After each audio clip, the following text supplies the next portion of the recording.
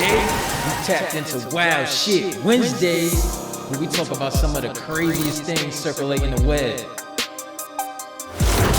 Welcome back and Happy New Year's.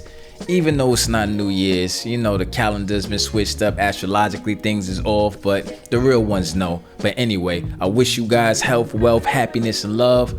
I hope you do what you gotta do this next 365 days. The new year has started and some decided to come into this year with a bang. Things is heating up for the New Year's all the way from the Bronx to New Orleans. Let's get into it.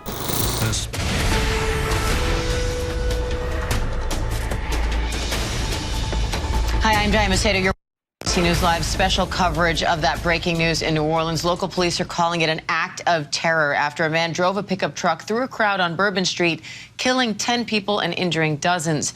They say the driver then came out of the truck and opened fire on officers, injuring 2 before being shot and killed. Now the FBI is investigating. They say improvised devices were discovered in and around the scene of the attack. Those devices are now being tested, and the White House says President Biden has been briefed and has been in touch with the mayor of New Orleans. Jimmy Cothran, who witnessed the attack, joins me now to share more about it. Jimmy, first off, I'm so sorry. And this is why I don't go out on New Year's Eve. I always stay with family, maybe light some fireworks, have a good time, and just, keep it close to the chest. Because there's a couple of times I tried to go out on New Year's and then just some weird shit start happening. And I ain't with the weird shit. I stay far from it. Things like the Labor Day parade, Juve in New York, you know what I'm saying? It's always some bodies dropping. And these bullets, as we know, don't have no name on it. Now, I'm not saying not to go out there and have a good time, but sometimes in life you just gotta pick your poison. That ain't for me. That this is how you're starting off the year. I can't imagine how frightening this must have been. So can you take us through what you saw? Oh yeah, he shook up. He's still trembling. We were heading, me and a friend of mine, he had never been there for New Year's, so why not today? We were heading towards Canal, coming from the other end of Bourbon, when it just looked like ahead of us was something going on. We wasn't sure what, so we ducked off into the nightclub that was right there. Within 2 minutes of entering the building, 4 frantic girls pushed through security, ran in, and hid under tables. So we instantly, living here, and unfortunately with these circumstances, kind of figured it had to be a shooting or something not good. So we ran upstairs, and when we got on the balcony, what we saw was insanity. I mean, something out of a movie. The graphic nature of it, and it was unbelievable.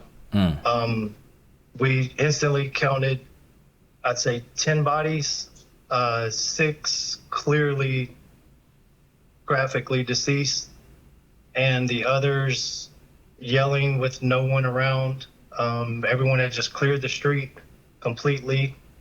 We couldn't understand why no one was helping. I am trained and certified, and they would not let us out. We just stood by and watched for several moments until it looked like what was SWAT or some type of military unit on foot was running down Bourbon with M16s towards where the suspect was going. There 100% were not any steel barricades put up. We had been up and down Bourbon since 8 p.m.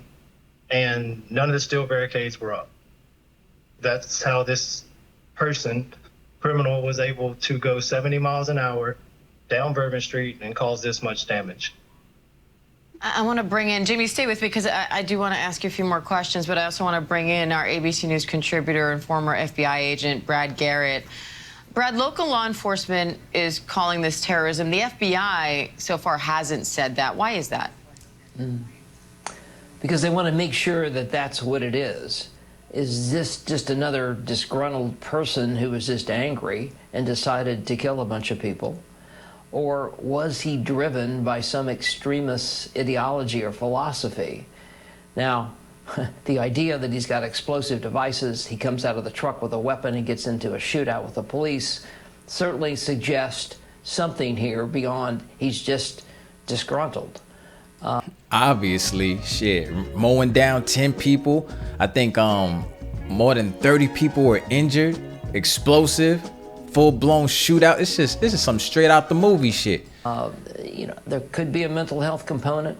My sense is going to be this has been driven by some ideology of some sort. It could be ISIS. It could be a domestic terrorism. It's in the playbook of a lot of extremist groups to do car rammings, and unfortunately, I think that's why we're having more of them. And our senior investigative reporter, Aaron Katersky, is here with me on set now. Because, Aaron, I think... The thing I hate about some of these incidents is that it's just like even with riots and protests and stuff like that, people always go damage like innocent people property, or they go attack innocent people. Even when you think of the act of war and stuff like that, you're attacking people who have nothing to do with anything, and that's really the sad part about it. Jimmy brings up a point that so many people are wondering right now. How does a pickup truck even get access to Bourbon Street on New Year's Eve when you know there are going to be crowds and crowds of people? How is there not layers deep of security to prevent that from even happening? The police superintendent said there were barriers intended to prevent a vehicle ramming attack, and the suspect was somehow able to get around them and then accelerate quickly. If you look at the make of the vehicle, it appears like perhaps it's an electric vehicle that can accelerate very, very quickly. So even if it was slow getting around some kind of barrier, maybe up onto one of those narrow sidewalks in the French Quarter, maybe it accelerates quickly and gains. This is when they don't fucking know, or they lying and stuff. Oh, it was electric, so it can accelerate quickly. Any kind of vehicle you in and you put your foot on the gas, you're gonna go real fast. Like, it's common sense, bro. It's enough speed to plow through all of those people, killing 10 and injuring the 3 dozen. But that's going to be one of the key questions, because how often in the several days since the German Christmas market attack have police talked about the need to stop that kind of an attack, block intersections sufficiently. And Jimmy, how do you feel now hearing law enforcement say this was intentional, or did you think that immediately when you saw this attack? Oh, absolutely intentional. Like, there's no way you don't know you hit one person. See, she even got him puzzled with that stupid ass question. Was this intentional? Nah, my man just accidentally went through some barricades, mowed down 10 people, hopped out the vehicle, started busting shots, shooting people. Like according to what he said, it was graphic, then had a full-blown shootout with the cops, and it was an accident? Come on, ma. Much less 50. Because, we have 10 dead, over 3 dozen in the hospital. I was at one perspective, and I could count over 10 bodies. And I was at the beginning of it. And what this gentleman saying about going on a narrow sidewalk, for one, it was a gas-powered Ford F-150. 2, we have poles that hold up every single balcony on New Orleans. And if our metal barricades are up, they are pole to pole. There is no, you could barely get a bicycle and a walk path through there. So yeah, see, that's why I said that other dude sounded like he was making something up. Oh, it's probably like an electric vehicle that can accelerate real quick. Jimmy, I just want to make sure for people who aren't from there may not understand all of this. So you're saying there are mechanisms in place to prevent this kind of thing from happening, and you are saying those mechanisms were not in place. Am I hearing you right?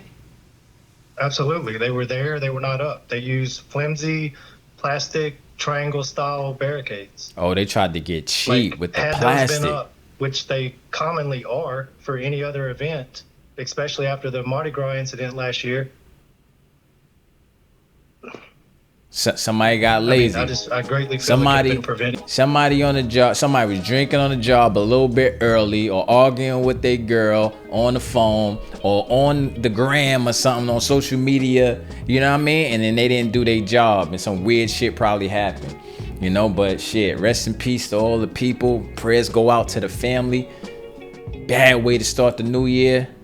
Wild shit Wednesdays. So people, please stay safe out there. Stay dangerous, meaning be alert of your surroundings. And then from what he was saying, something happened there last year. So it's like sometimes you got to think like, yo, is this an ongoing thing? Does this sound like it's always some kind of trouble in this area?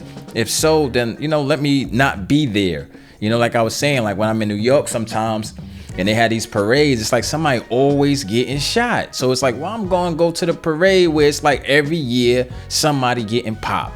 Doesn't make any sense, man. So shit, keep your eyes open, your ears open. Stay safe, people, in this new year. And as always, stay sturdy, my people.